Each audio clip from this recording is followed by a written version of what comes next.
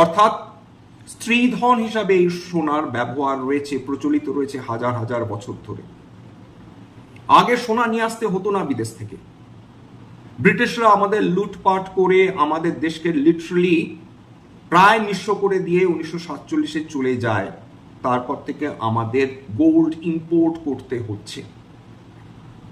ভারতবর্ষ বিপুল পরিমাণ সোনা উৎপাদন করত এবং বিদেশে সোনা তারা রপ্তানি করতেন বিভিন্ন ভারতীয় পণ্য over a period of time.